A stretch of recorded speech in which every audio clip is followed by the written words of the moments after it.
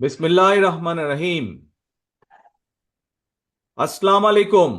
প্রিয় বাংলাদেশ, আজ কারামুক্ত পুরো বাংলাদেশটাকেই বিগত 15 বছর ধরে বন্দি করে ফেলা হয়েছিল।